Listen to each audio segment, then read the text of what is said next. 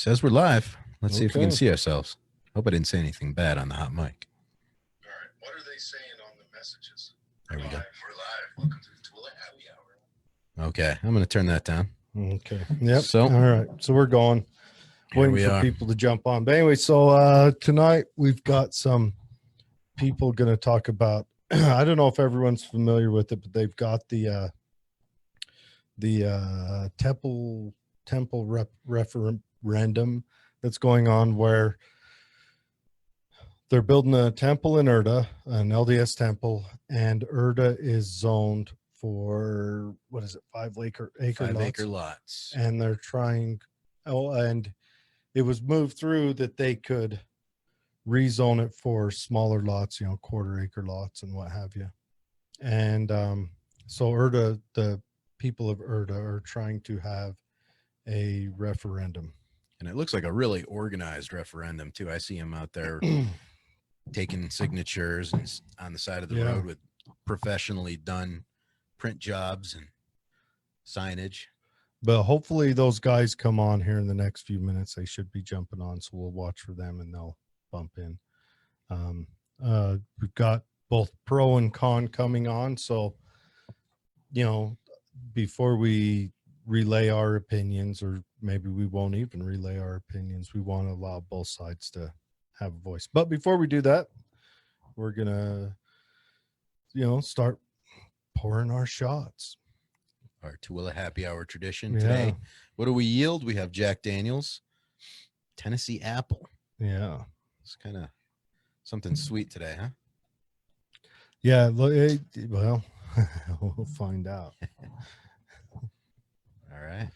Maybe it's aged in apple wood barrels. Oh, I can smell it already. It smells good. It smells strong. But yeah, so hopefully someone jumps on. We got a few people here. Hi, Shauna.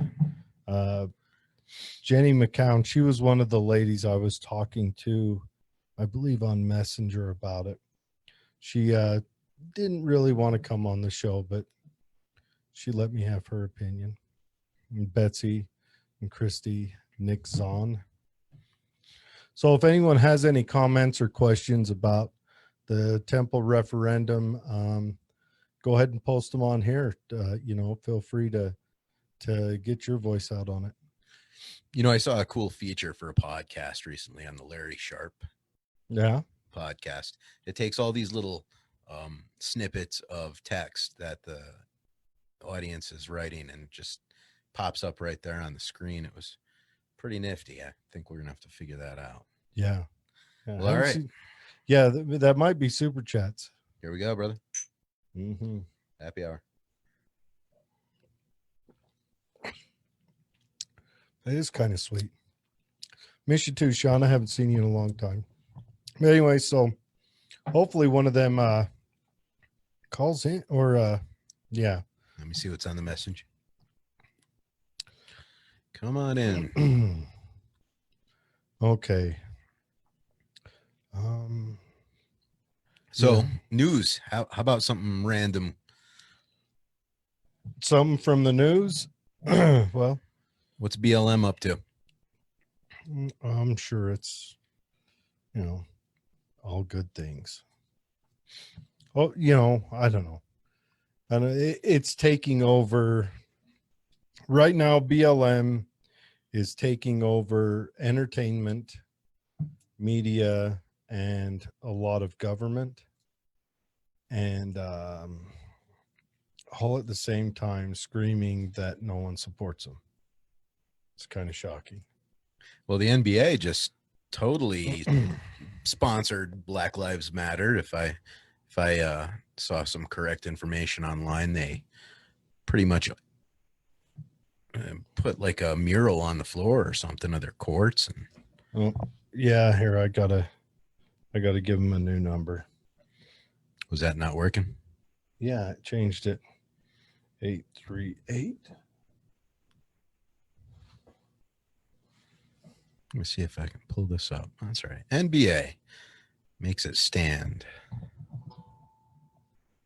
If you can't handle player protest, then move on. Yahoo Sports. So they're all into it now. They even had a Jazz game recently, I think, where the Jazz team kneeled. Everyone took a knee. That's the new norm now. So if you don't take a knee, you're the outcast. Yeah. And I don't know. It's I would be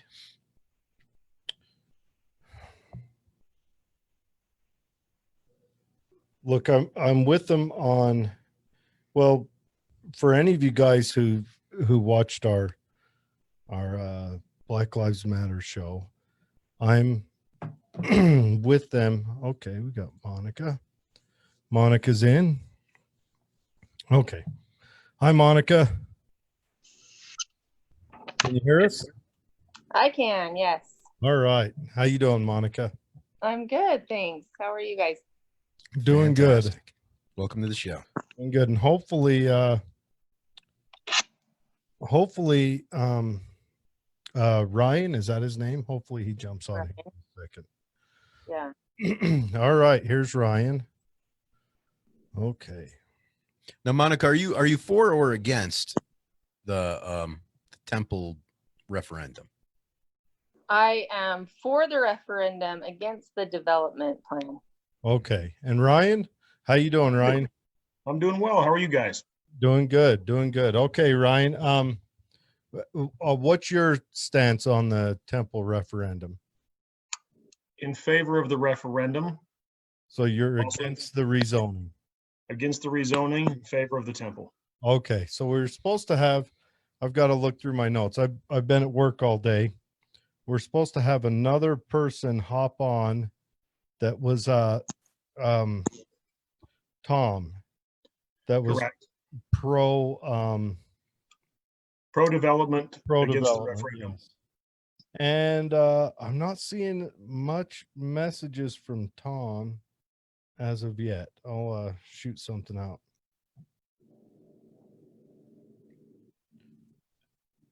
I would like to have both voices, both sides of the, the conversation on there, just because, Yeah, I agree.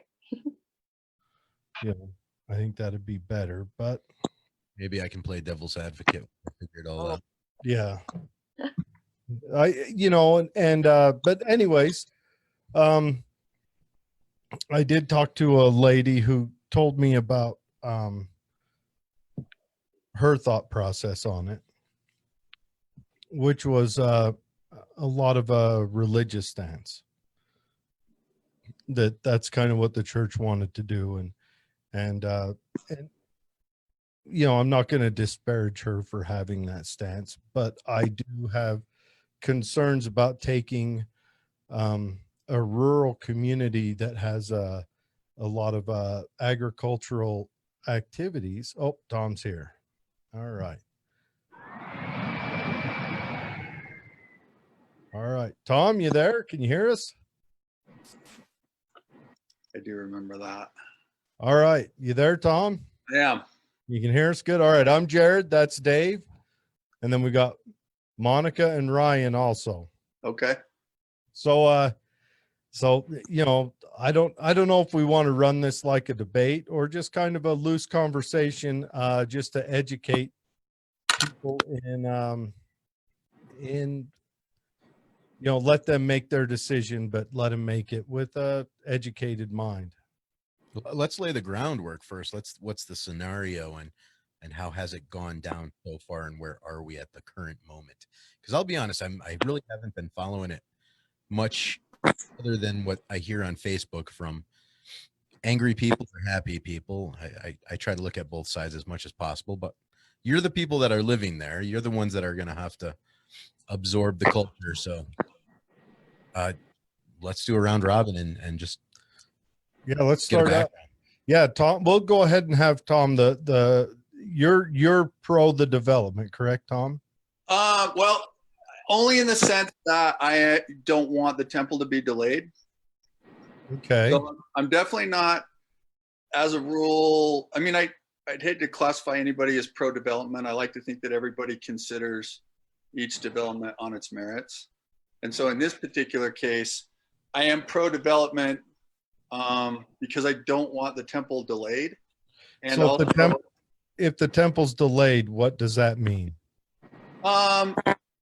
You mean, what does it mean personally? Yeah, what's the cost it would incur to you if it was delayed? Whether it's, go ahead. You want to have a shorter trip to next time you go to the temple, or, you know, I'm not trying to minimize it, because I understand. And the temple will be an aesthetically pleasing building in the valley.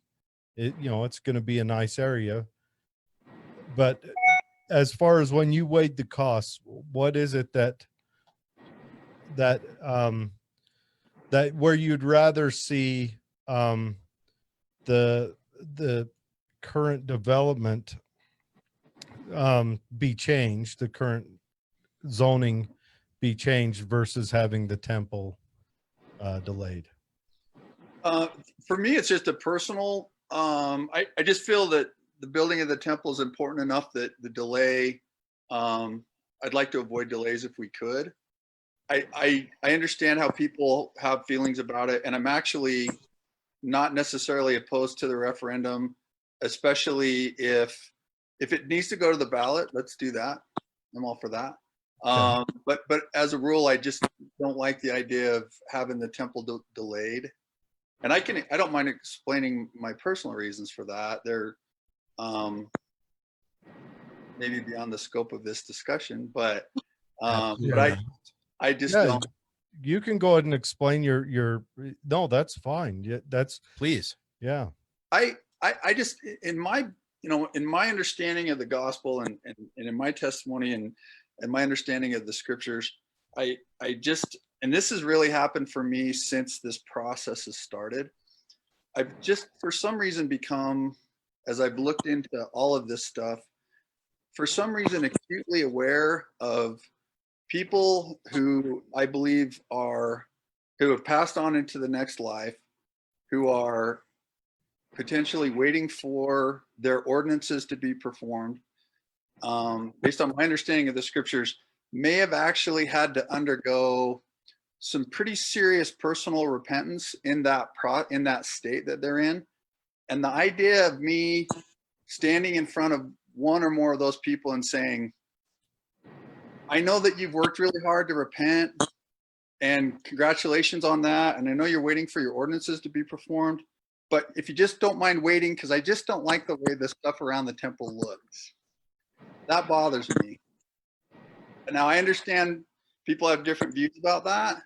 Well, I think the argument goes beyond looks. The biggest for me, if I was in the position, my biggest argument would go into, well,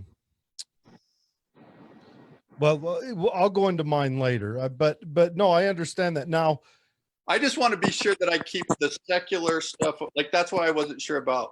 Yeah, no, you're I can keep it secular if you want. I don't need. And I understand. I shouldn't have jumped in. I actually have two people that are here to argue that point.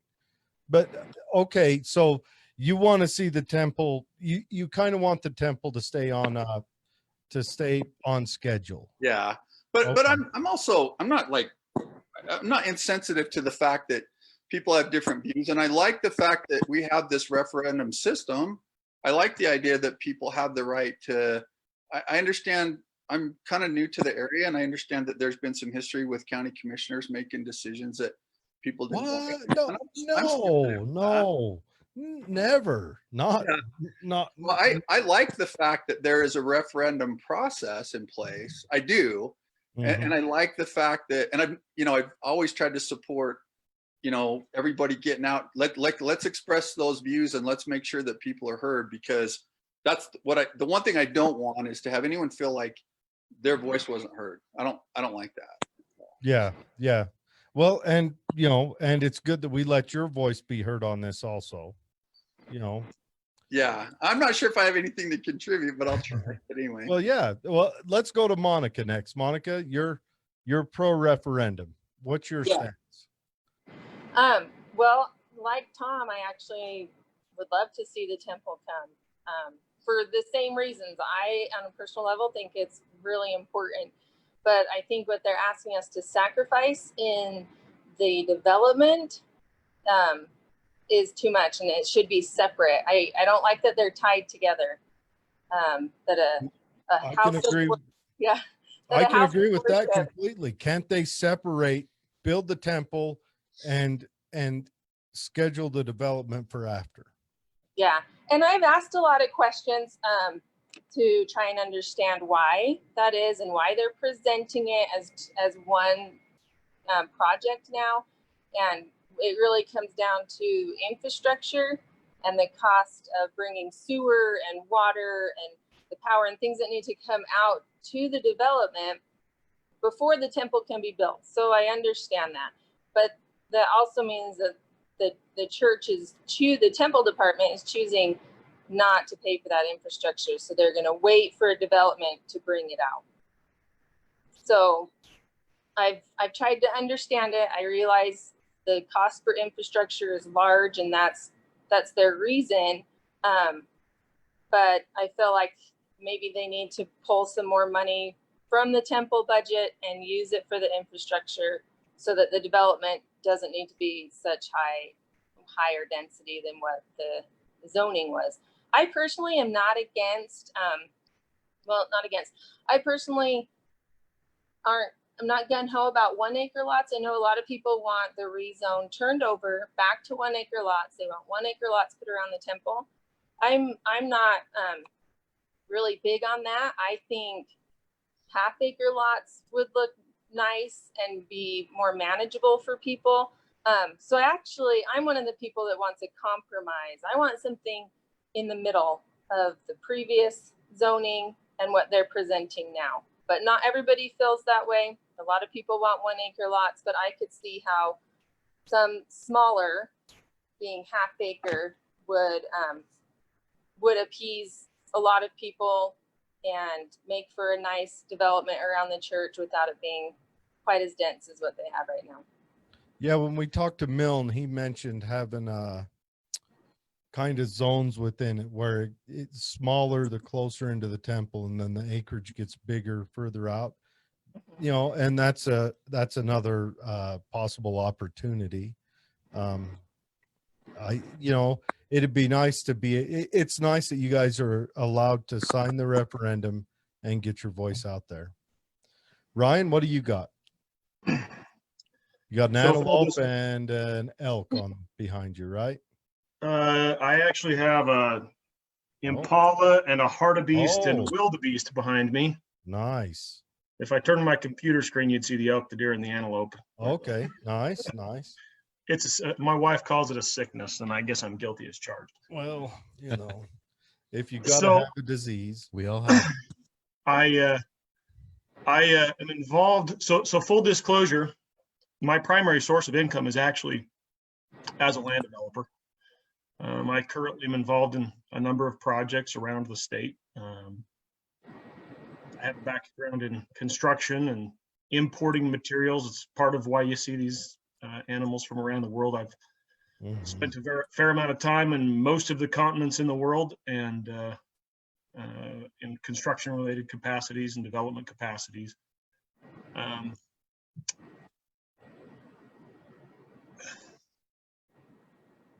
I think that the greatest challenge, not the greatest, among the challenges that I've had with wrapping my head around embracing the project as presented, come from, personal mantra. I tell my kids all the time that sunlight is the best antiseptic. That if you want to prevent yourself from having enormous problems, just do things transparently, openly, be candid, clear, concise. Don't use words that could be construed to mean a variety of different things.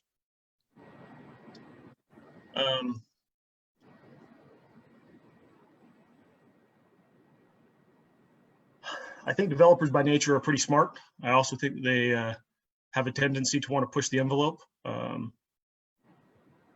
That's pretty par for the course in the business. And I think that there's a scenario here where we have a community who has massively mobilized at great personal expense, time and effort over a number of years to facilitate referendums on many developments that are very similar in density and layout. The glaring difference being the inclusion of the temple in this project. For me, the problem that I see personally is what I view as leveraging the temple in an effort to encourage people to support something that clearly the community hasn't supported, vocally hasn't supported densities of this type for a number of years. That's a pretty good point. Almost a hostage situation. I've posed the question to many people, if it were a different player, would your position be the same? Now, in my personal and my professional business, I've had a chance to associate with Suburban Land Reserve, who is a for-profit, wholly owned entity of the church, but they are a standalone for-profit entity. And while certainly they report up the ladder to people with ecclesiastical authority in the day-to-day operations of their business, they are a for-profit entity just like any other. Mm-hmm. And so to treat them with kid gloves and to treat other developers with an iron fist, for me, reeks of logical inconsistency. It doesn't work. That sounds a little bit like corruption. If If you were to witness it in another country, say Afghanistan today, you'd call it corruption. If you treated different ventures, if you treated ventures that do the same thing but they're different companies, gave one preferential treatment, that's... Yeah, I do extensive work in Africa, in a number of different countries, 14 or 15 different countries that we have a presence in. And that's the MO there. The majority tribe or the ruling class is able to use their persuasion to get done whatever they want to get done. Yeah, they get all the bids, and the people they don't like get to drive the shitter truck. That seems to be the narration for most governments that I'm aware of. So for me, that's problematic. I look at it from a personal level, and I think, I screamed with joy when the temple was announced in general conference. I couldn't imagine many things. For me personally, it affects me in the sense that the proposed development is literally a kitty corner from where I live. It's a beautiful area. It's right in my, it's right adjacent to where I live. I think a temple beautifies and improves every community that it goes into. I think there's specific reasons why certain areas are chosen. Erda is a historically extremely safe place. Yeah. Historically, Erda has been a destination, a community, as opposed to a transitional community. I know many of the people that live in proximity to me. This was not a starter home. This was not somewhere that they were doing a 2 to 5 year plan and I'm going to get some equity and then I'm going to move on to the next place.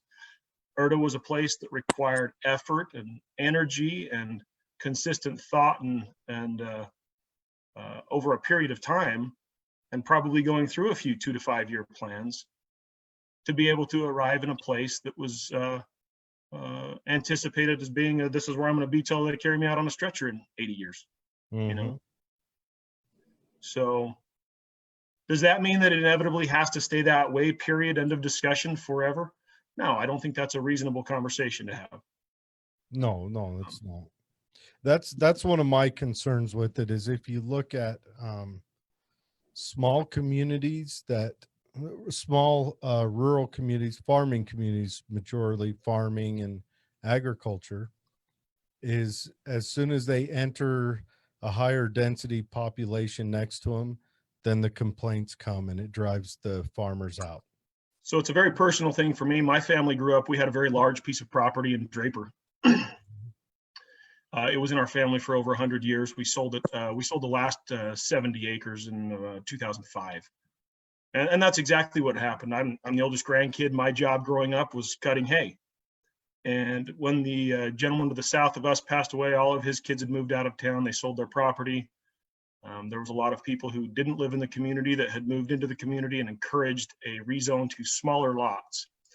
And for the sake of keeping the conversation on point, we ended up with about 100 smaller lots on a ridge line overlooking our farm. And while agricultural laws protected our rights to be able to fire up tractors when we needed to fire them up, that didn't prevent the blue and red lights from buzzing down the dirt road every single time those tractors fired up. Yep. Combines are loud. Somebody was calling to complain because the tractor was running at 4 a.m. And eventually we had a point that was, the discussion that that we had as a family was simply, look, there was nothing that was legally forcing us to not farm or preventing us from continuing to farm, but it wasn't pragmatic. There was so many problems associated with continuing that behavior that inevitably we ended up selling it and buying property elsewhere. Well, and no one likes arguments with their neighbors. No, everybody wants to be a good neighbor. Nobody likes being a jerk. Yeah. And that's commonly what happens when a rural area has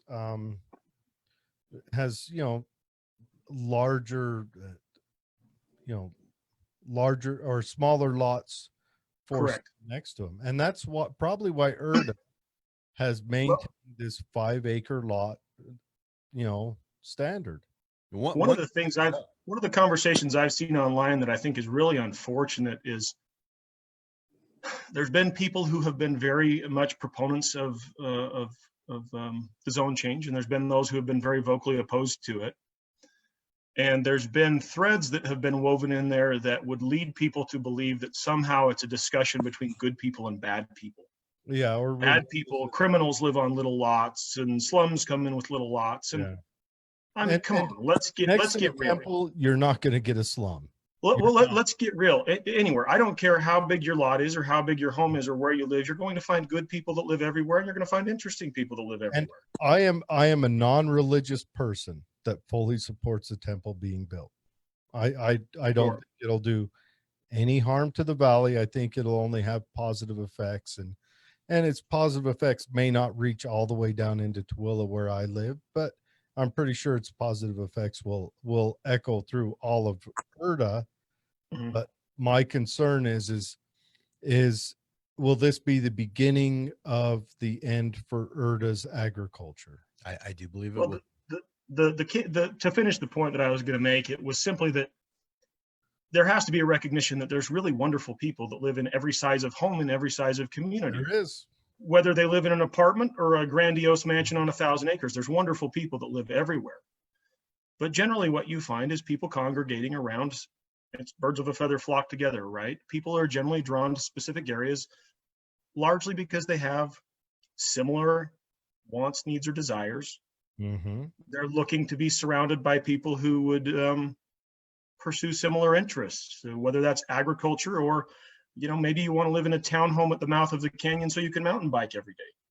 Yeah, it's simply choices and income too. I think income, I agree with everything he's saying, but income's a factor too. So income is definitely in those groupings. You also have similar incomes. Yeah, right? So socioeconomically, that's an absolute reality of most people start out in a smaller, more affordable home, and as they are able to navigate their way through increasing income or savings or inheritance or whatever the case might be for them individually, it allows them to generally move, and they generally move and would put themselves in a location that they're in proximity to people of a similar socioeconomic strata. I agree. That's a very normal migration pattern. Where are the young people going to go nowadays? And around the temple would be a very safe, probably second home neighborhood. Very safe, very clean. So there's been an interesting conversation that's happened. One of the early conversations talked about the variety of lot sizes being due to the need for affordable homes. And that language has transitioned, it's evolved. to where I think the official language being used currently is it will provide housing that appeals to a variety of economic strata or economic levels. That for me is one of the conversations that's problematic in that it doesn't actually say what it's intending to do. In that, if you try to pigeonhole somebody and say, well, what does that exactly mean? What are these homes going to cost? The very smallest of the homes likely will be in the 400,000 ballpark. Yeah. Which is great. I'm not saying that that's a problem. I'm saying that the idea that a small home on a 4,000 square foot lot addresses a need for more affordable or young families, I think is foolhardy. Yeah, that's why I said a second home. It wouldn't be the first home, definitely not. Well, even if it's a small home, a $400,000 mortgage is going to incur a mortgage payment of probably $2,400 monthly. Yep. Now, is that your assessment of the lowest of the lowest housing developments that are going into the region? Just because of the proximity to the temple. That's proximity to the temple. So I just completed a project in the north end of Tooele City. We sold it in March. It was zoned for R17, so 7,000 square foot lots. The average lot actually ended up being closer to 8,000 square feet. There was 110 lots. When we initially did our assessment of the market, because of the age of the houses in proximity, I assumed that the average sales price of these homes would be in the 275 range. That was our best guess. As we got further down the road and did an in-depth market study, and we began presenting it to large builders who would buy the project from us and develop and build homes on it, they concluded that the average starting price point of those homes would be more in the range of 330 to 350, with an expectation that by the time people did upgrades, they decide they want granite countertops and 3-tone paint or a 3-car garage, that the majority of those homes would likely be over 400,000. Wow. You know what? That's a 7,000 square foot lot and probably a 1,400 square foot rambler on the north end of Tooele City proper. And well, you're not going to see homes built. I've argued this before. You're not going to see homes built for less than 300,000 anymore. You're just not, because of the prices that has to get incurred through the government before you even put shovel to ground. Labor costs have changed dramatically as well. I paid my way through school. I paid my way through school installing countertops and cabinets. I got $1.65 a square foot piece rate to install countertops. That number's around $14 a square foot now. But yeah. Well, also, if you look at just the regulatory cost, if you got to drop, $10,000 just in getting the city to inspect everything and give you the okay. Oh, we lost Monica. But just to get the city to inspect it, it's much easier to absorb $10,000 into a $300,000 house than it is to absorb it into a $200,000 house, or even worse yet, you're just talking economies of scale. It's just the number stays static and the number gets bigger. It's a smaller percentage. Yeah, so you're just not going to see houses built for that anymore. Not here. There's other markets where it will be, but here, supply and demand still. You follow typical urban growth though. I grew up between South Jordan and Draper. I tell people that. And when I grew up in South Jordan, there was literally one stoplight in South Jordan. There's 100,000 people in South Jordan now. Yep. When I graduated from school with a business degree and was looking for a place to build a home, I had no reasonable expectation that I would be able to move back into now what was a developed community with rapidly appreciating home values and larger lots. So my wife and I, who also happened to grow up in South Jordan, moved to the end of civilization, Saratoga Springs, an hour drive away, because there was lots and homes that we could afford on what our income was. We lived there for 8 years. We saw our income increase. We saw the equity build as that community began to develop. We were able to benefit from the appreciation that came from time in that home, at which point we were able to benefit from taking that growth, capital gains free, and it increased income and moving to a place that was a more permanent destination. Mhm. But you see areas like that. That's you know, that's a typical growth pattern for urbanization is places that are close to development do appreciate and they get more expensive. And if you want affordable and small, those are going to be peripheral and long ways away. Yeah. Well, so right now we're looking at Erda. Erda may be on the starting point of growing. I would hate to see that growth started by force, or not by force is probably not the right word, but started through building the temple and forcing smaller lots to come in next door. That would be, I would hate to see it grown. I'd rather see it broken down more naturally. You're alluding back to my point of the problematic part for me in the whole thing is what I perceive as using the temple as a leverage point. Yes.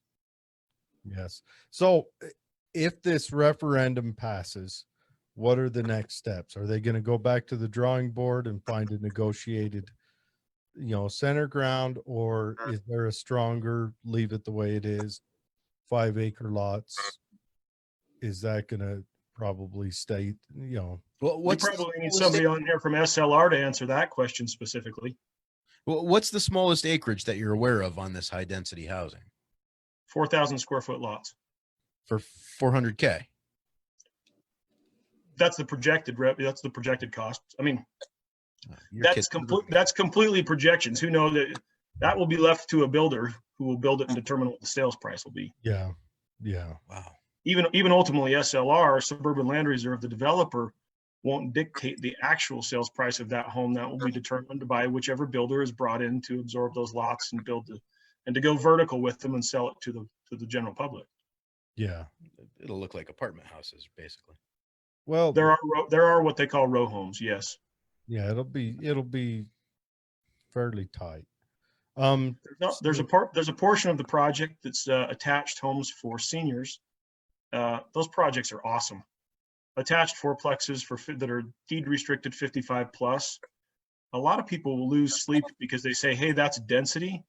Those are wonderful projects. They bring in terrific neighbors. They're low impact. They have low water use, low energy consumption, low impact on traffic. Ideally, that's what they ought to put down there by the temple, is an old folks home.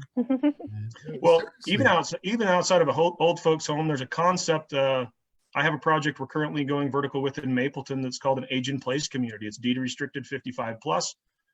It allows a person to move in while they're still in great health, but it has the capacity to allow them to live there until they're carried out in a stretcher. Stairs, larger hallways, larger doors, assisted living facilities on site to where they have the capacity to receive medical care should they need it. We're not They're far wonderful communities for seniors. Yeah, see, and they get density. Yeah, and then Stansbury's just down the road. I can go golfing and do all the old people stuff. I don't know what old guy. My dad just sits around and talks. So, but yeah, take him fishing. Yeah. The only time your question about the referendum would probably be better posed to Monica. She's been very instrumental in the referendum. Okay, so if the referendum goes through, is it going to be put to a vote, or how will that work, Monica? Yeah, so it would go to a vote where all the Tooele County residents can vote whether they want to keep the rezone or go back to the previous zoning, which is 1-acre lots. Okay. So previous zoning is 1-acre lots. Yes. Okay. Yeah. That gives a little more space. Yeah. So not the 5-acre lots, but 1-acre lots. So right. Ideally, it'd be great if SLR came back and said, hey, we're going to adjust our plan because now we can see that the people don't like what we presented. But I haven't heard any communication from them that they're willing to do that yet. Okay. Now, if people want to sign said referendum, where can we put them in touch to find a referendum to sign? So we post them on Facebook. We have a site that's called Rural Erda, and we'll post them for the week on there and then update it daily. And we didn't have anybody out at booths today because after a long weekend, they just kind of take a day off. But we start back up tomorrow. And usually there's people, I'm going to pull it up real quick. There's usually people at Thompson Smokehouse in Erda, Tractor Supply Store in Stansbury, the liquor store in Tooele. Those are some common sites for that. But is it the Rural Utah Project? Rural Erda. Oh, Rural Erda. Yeah. Okay. Rural doesn't really roll off the tongue, but rural, yeah. So tomorrow we will be at the State Liquor Store, the Maverick in Stansbury. Those are the two locations for Tuesday, and then as the weekend draws closer, we get a few more locations and a few more people out there. Okay. Well, I'm pulling it up right here for everyone to see. Yeah, if you're looking for it, follow the page, jump in, and if it's something that if you want to go sign the referendum, please do, and jump on it quick. You said they have to be turned in by the 15th. Yeah, that's the deadline that we're using. There's I believe I've seen it stated that actually is the 17th, but we want to give ourselves a couple days buffer, so we're finishing up by the 15th. Is there a required number of signatures? Yes, it's in the ballpark of about 2,500. Okay. One of the things that's different with this referendum and one referendums in the past is we actually have to get signatures from the different voting precincts. So we have to make sure we get registered voters from Grantsville and Tooele and Lake Point and That's Stansbury. crazy. You've got to cover Grantsville and Tooele and Stansbury and Lake Point, the whole county, right? To protect the Erda populace. Yeah. It is what it is. Which is why this is good that we're talking here, because a lot of people in Tooele think it doesn't apply to them, but their vote and their opinion does matter. It will affect them. It's going to be right on 36. That's 1,000 more cars, impeding the traffic there, and there's going to be construction and there's no traffic issues at all on 36. No, it's a great ride. So, so we do need people to realize that this is a vote for everybody. And a lot of people want to see the temple, or they're indifferent to it. There's a few opposed, and that's okay too. But we feel like a different development plan would better fit not just Erda, but benefit the county as well. Yeah, I honestly want to see the temple. And again, non-religious. I'm never going to walk in there, but you should come to the open house. There you go. Do they let us in? Will they have missionaries out there throwing sandbags and light? I'll make you a deal. You come to the open house and I'll walk you through it. All right. Outstanding. But if it is, they want to have this zoning, couldn't they have sought out maybe driving up the mountain a little bit and starting a development where a zoning won't compete with surrounding populace? I think Mr. Evans has been in conversation with a number of people as to maybe the thoughts on that. I can't speak monopolized a lot. I can't speak to other possible like locations to the temple. I don't know anything about that. I know that. I just want to say something that's kind of off topic, but so full disclosure, I didn't know Ryan was a developer until he said it. But he made a comment about how there seems to be there's been these discussions about how good people live in certain size houses. Another discussion I've heard, which I think is totally unfair, is that developers have bad intentions, and that's just I hear that from people, and I don't think that's fair. Ryan came in awful honest. I don't believe he's a developer. See, there's this, and I don't think that's fair. And frankly, I worry that wherever that comes from, and I'm relatively new around here, so I'm not exactly sure what the history is. Where are you from originally? I grew up in Woods Cross, back when it was rural. So I used to milk cows before I went to school. Oh yeah.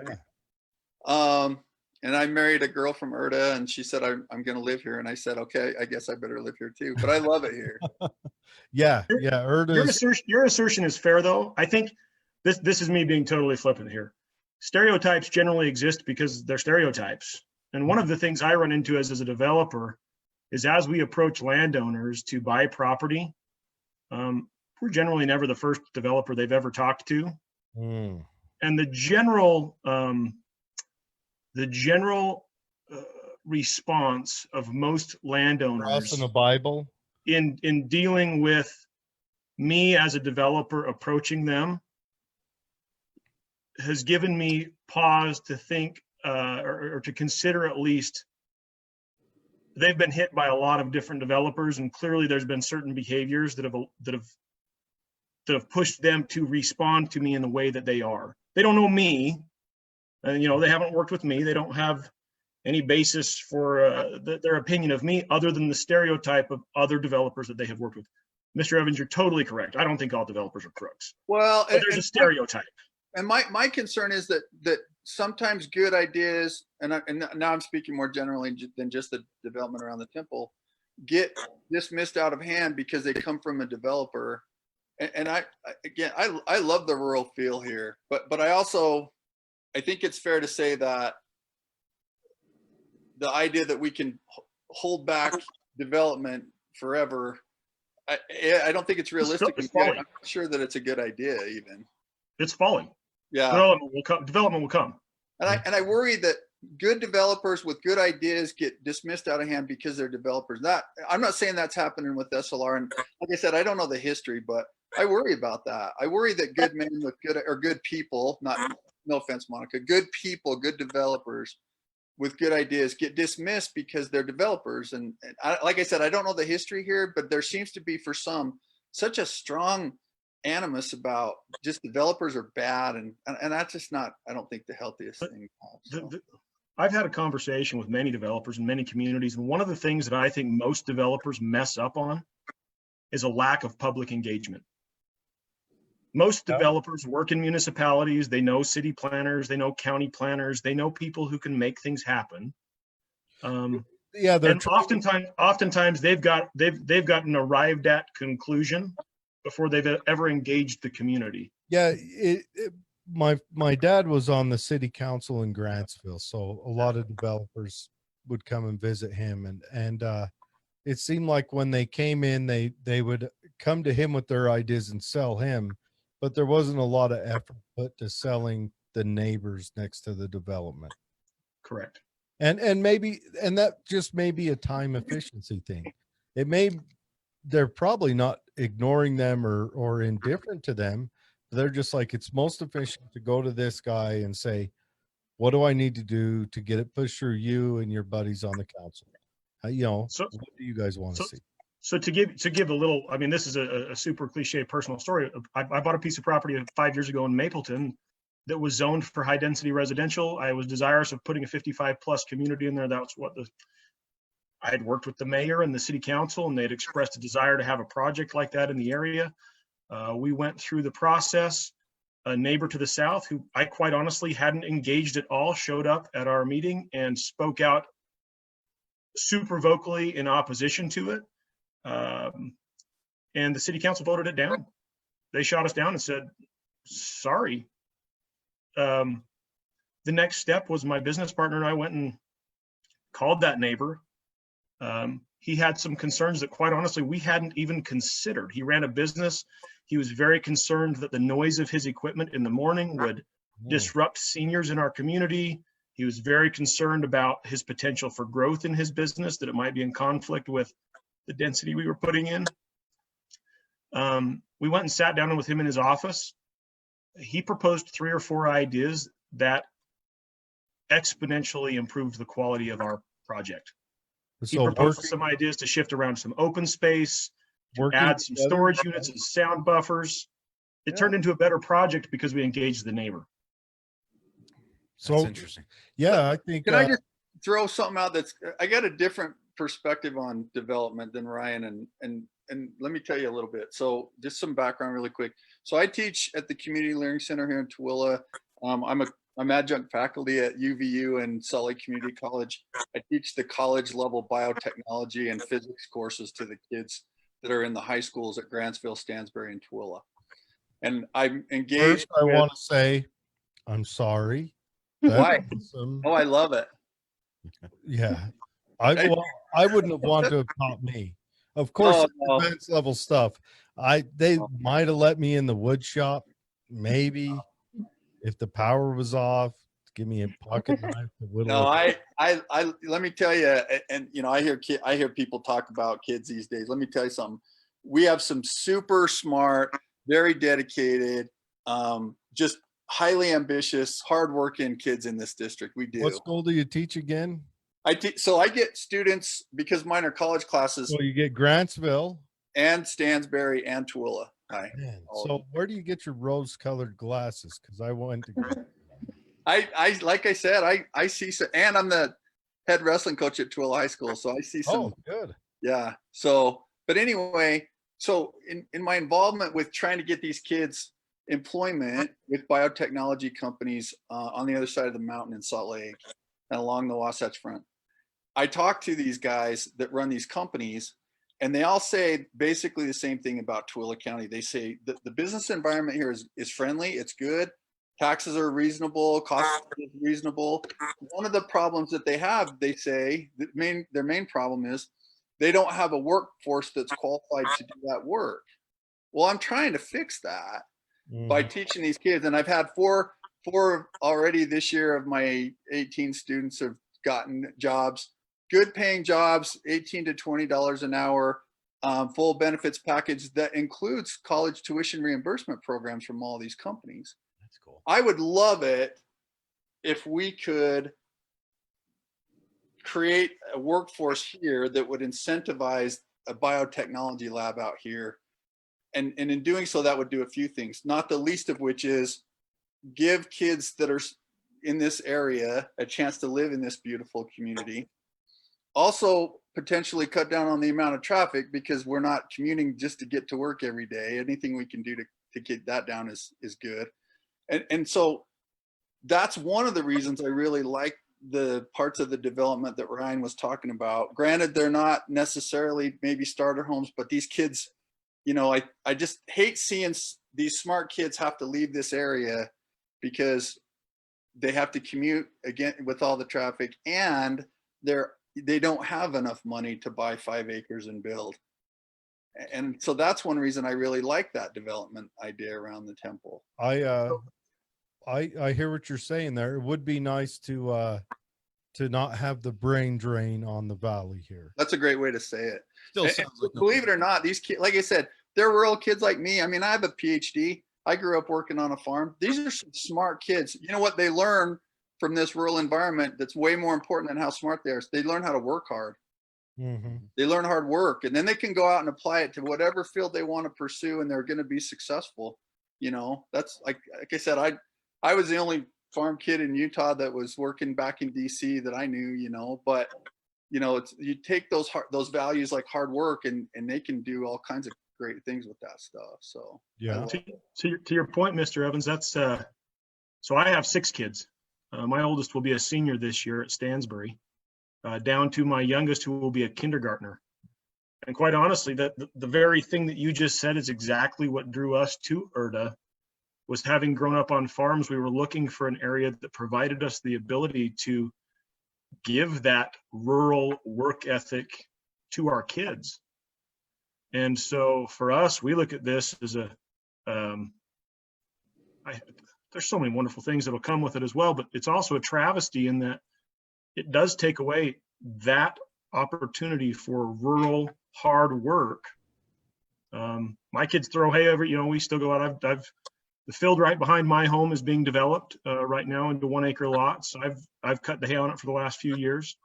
I'm sad that my kids aren't going to have the opportunity to throw those hay bales anymore. We'll find a different field somewhere, I'm sure. But to your point, that's wonderful. I couldn't think of anything better than those kids being able to find good, meaningful employment. If you extrapolate out the math, $20 an hour translates to roughly $40,000 a year, which means even with a double income household, those students getting good employment still wouldn't be able to buy a home in this project. Yeah, that's true. But I mean, the way I look at it is with that employment, with those tuition reimbursement programs, they're on the fast track to be able to do that kind of stuff, as opposed you're thinking that long-term it'll drive. Yeah. Well, what kind of career would that be, though, that you can afford a house in this area for those prices after college? You'd Developer, a developer, an engineer. Household income to afford those homes, you'd have to have a household income of around 125,000. Which is what kind of a job in this area? Well, that's two people. I thought Mr. Evans' point is well taken. There's not jobs like that in this area. Podcast host, I think, is No. Tell them not to do this. Yeah, I think I'm out about between the two podcasts. This is a negative sum game. About $5,000 a year. It costs me to do this. Yeah, I mean it. I've never been a proponent of urban sprawl in the valley. I don't like that idea. I don't think it's right for the area. And I think that's the trade-off. And that's what I like the idea of doing this podcast, because I think when we all talk, and this is just like politics, right? We find out that we really aren't that different on a lot of things. It's just kind of the stuff on the edges where we may differ about how to execute some things, Well, we're not different. And none of us, I think, are coming here opposing Temple.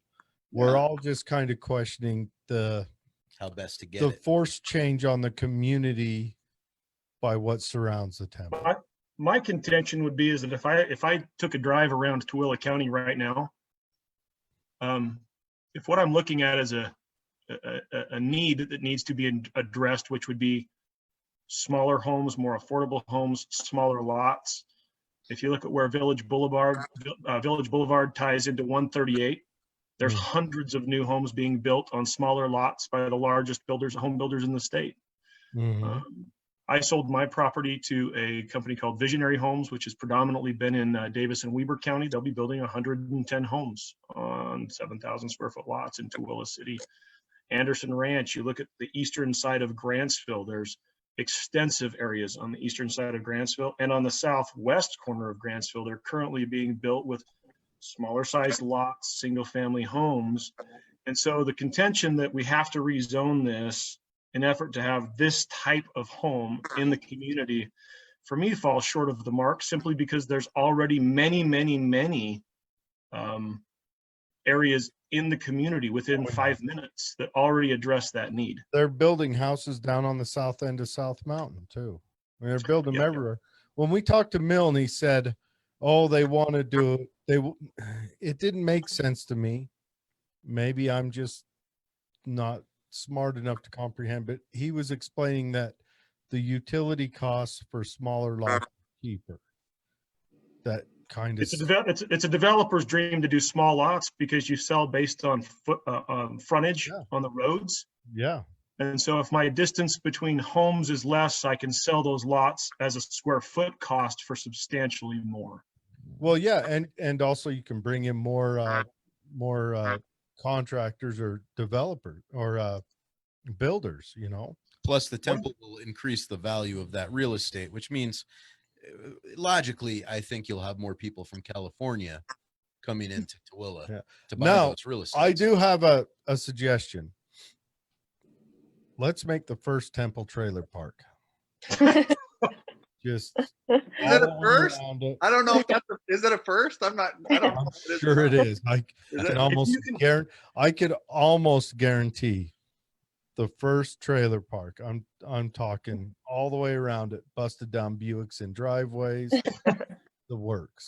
Good luck with that. Yeah. I was going to say, I mean, I've got some oceanfront property in Arizona, right? Yeah. Well, before we wrap this up, it would be nice. We'll leave this open to if the developer or someone from the developing organization of the church wants to get a hold of us and come on the show. Just reach out to me or to Dave, and we'll schedule and we'll have you guys on the show and talk about it. Again, anyone who wants to sign the referendum, I'm going to flash it back up on the page again. Anyone who wants to go to the referendum, just go to Facebook, Rural Erda. You can join the group, sign up, and it has a list of events, correct? Nope. Yeah. No, they're not it'll just be put on as a post probably later tonight for the locations for the rest of the week. But on there, it also just has information. We're not trying to sell this to anybody. We just put the information out there, let people choose for themselves whether they agree with it or not. Yeah. Jump on there and go sign the referendum. And if you want the temple as the structure is proposed right now built, then don't worry about it. Well, and on that note, let me just say, I've had some people ask about the process to have their name removed from the signatures, and there is one. The clerk is going. The show's got to end. No, I'm just kidding. No. Right. So the county has got a method for doing that to make sure that it's not being done inappropriately or illegally. So if you go to Erda Voices, I'm going to post that process. Erda Voices, you're going to post it? Yeah. So it's just a form that the county has, and Facebook doesn't like when you hang documents for some reason. So I got to figure out I think a picture of it or something. But anyway, I've had some people ask me how you get your name off, and there is a process. It's not hard. I'll post it on Erda Voices if people want to get their name removed. So. Okay, so Erda Voices, that's the opposing groups. Now, so it's not hung up yet, but once you get it hung, then yeah, I don't know that there's a way to hang it. I think I have to put it on as a link, because I don't think you can hang a document on Facebook, like just the PDF file. And so I think what I have to do is get the connection, the link, and then it'll take you to the PDF file, I think. Okay. Yeah, the link would be the best way. Put the link on there, explain what it is. So if people have signed it and later had a change of heart, Erda Voices, and all this information will be in the show notes so that you guys can just come here, either go to the show notes on any of the hosting sites, and we'll also put them up on Facebook. And I'll try and get a link or something posted to this podcast there too, so people can hear the discussion. Yeah, you guys I will share this podcast with you guys directly, and you guys can spread it out from there. All right, great. Thanks for asking me. No, I think if I were to make a closing thought, the only thing that I would say, and I think everybody could agree on this, we live in a pretty awesome place. Oh yeah. I wish the tone of discussion would change. I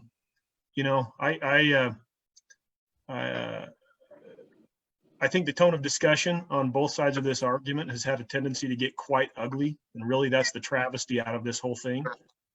Is it's drawn lines between neighbors and friends and religious people and non-religious people that I don't know existed to this extent prior. Is that really ugly online, or has it been ugly like that face to face?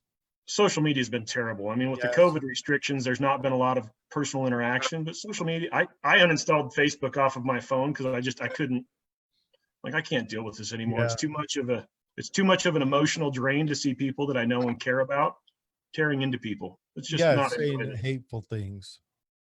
It's just, if people just get mean. And I think there's, unfortunately, keyboard warriors are it's easy to be a keyboard warrior.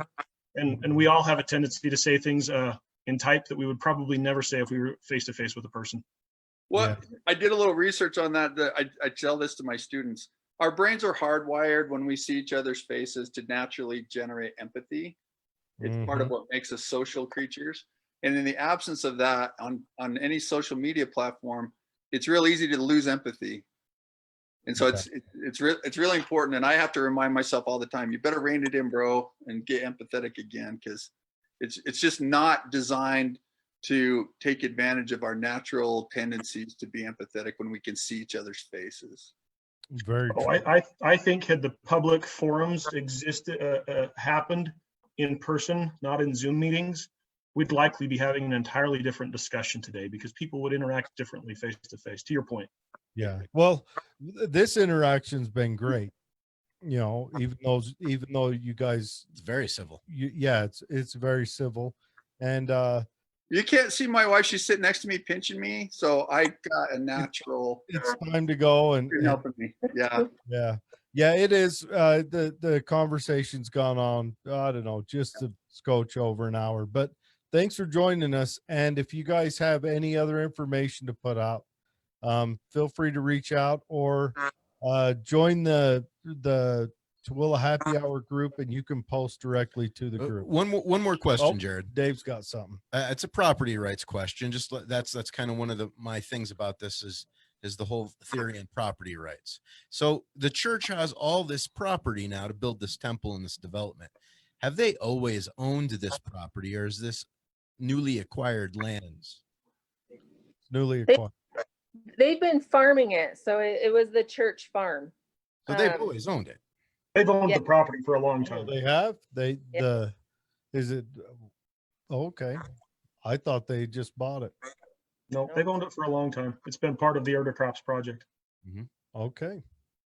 And not to drag this up, but I think that's also a line that people get, you know, there's the civil libertarians like me and the private property guys that I'm like, I don't want people telling me what to do with my 5 acres. So I really struggle telling other people what to do with theirs. Naturally. I agree. You got other people that are a little more, and I'm not saying communities shouldn't have some input. Of course they should, but it's a fine line, and I worry about private property rights. We're a heavy libertarian podcast, but that's at that point where your property management, if you go and structure it like that, affects the property next to it. It's true. It's a trade-off for sure. That's where the tension is, I think, for a lot of people. I'm about as hardcore libertarian as they come, and I tell everybody, I quote regularly the phrase that says that, you know, the greatest minority is the individual. Yep. That you try to trump the individual's rights, you've become a tyrant. And so, you know, you grow up with the adage when you're thinking libertarian theology that your rights end at the other guy's nose. So it is true. You can do anything you want on your property, but if you're following that to the logical conclusion, then you would pose the question of it. It's an extreme hypothetical. If the position that I take is I have absolute rights on my private property, what if I decided I wanted to have a pig farm on my property? Right next to your property? Yeah, that's a whole different. That's the logic. Do I have the absolute right as a private property owner to do that? Or is that why we have a zoning law, so that your rights can then also be protected and the government can fulfill its only logically sound role of serving to preserve rights? Yeah, no, I agree. Poor Monica got on here. It sounds like there's 4 libertarians and then poor Monica going, oh man, you're dropping Ayn Rand quotes, and I'm gonna stream into Rothbard here in a minute. All right, I was just here to rein anybody in if they got too out of hand. So there you go. You're the bouncer. Yeah, the heavy. Mission successful. Yeah. Well, this was a good conversation. Again, there was a couple people that had some comments. There's a few of them, you know, a few comments of people who are non-religious who don't want a temple, and that's, you know, that's their right to not want a temple, but it's gonna happen. But there's really no questions that come up asking about the ideas. One thing to keep in mind is that a religious edifice can't be prevented through, it doesn't require a zone change to be built. A religious edifice can be built using a conditional use permit, which doesn't even go through the county commissioners. It's simply approved by the planning commission. And so there is a mechanism for constructing a religious edifice void of, but obviously you incur the cost associated with not having the surrounding development. So it would become much more expensive. Yeah.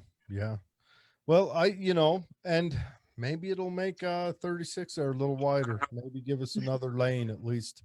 Head Silver north. lining. Yeah. And it might make Erda Way a little wider too. Definitely puts us on the map a little bit harder. Yeah. But thanks for coming on, everyone. Again, if there's anything new comes up, go ahead and reach out to us. Let us know. And if any of you have any communication with the developing group for the church, if they want to, if they want to put their message out to our, 3 or 4 listeners, tell them to give us a holler. Sounds good. All right. Thank you. Thanks Appreciate the again. platform. Thank you. Thank you. You guys have a good night. Thank you all very much. Take care. Thank you. Yes, sir.